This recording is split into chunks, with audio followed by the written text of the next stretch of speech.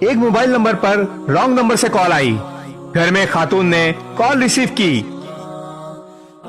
تو آگے سے غیر انجانی آواز سن کر خاتون نے کہا سوری رانگ نمبر ہے اور فون بند کر دیا۔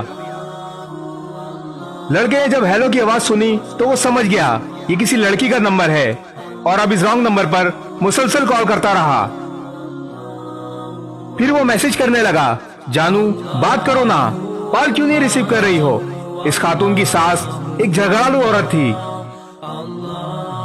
اس واقعے کے ایک دن بعد ساس نے وہ کال ریسیو کر لی اور خاموش رہی۔ لڑکا بار بار کہتا رہا جانو مجھ سے بات کرو نا۔ ساس نے خاموشی سے سن کر موبائل بند کر دیا۔ جب رات کو خاتون کا شوہر گھر آیا تو ساس نے لڑکے کو علیحدہ بلایا اور کہا تمہاری بیوی کا کسی لڑکے سے یارانہ ہے، وہ سارا دن اس سے بات کرتی ہے، میں نے اپنی آنکھوں سے دیکھا ہے۔ شوہر نے اسی وقت جہالت کا کردار ادا کر کے بیوی کی ایک بھی نہ سنی اور بیوی کو بے انتہا تشدد کا نشانہ بنا ڈالا۔ ادھر ساس نے بہو کے بھائی کو فون کر کے بتایا کہ تمہاری بہن کو ہم نے عاشق کے ساتھ فون پر بات کرتے پکڑ لیا ہے۔ لڑکی کا بھائی اور ماں فوراً اپنی بیٹی کے گھر آئے تو شوہر تانے دینے لگا تمہاری بہن نے ہماری عزت خاک میں ملا دی۔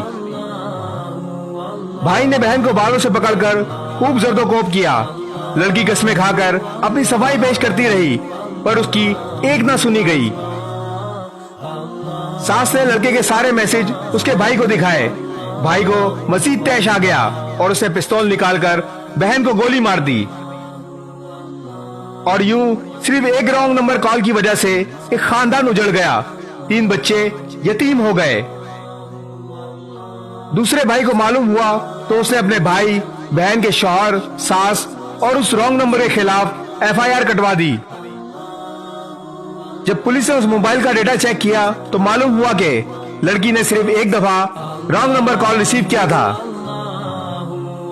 اور وہ رانگ نمبر مسلسل میسیجز اور کال کے ذریعے اس لڑکی کو تنگ کرتا رہا۔ موبائل کا تمام ڈیٹا سامنے آنے کے بعد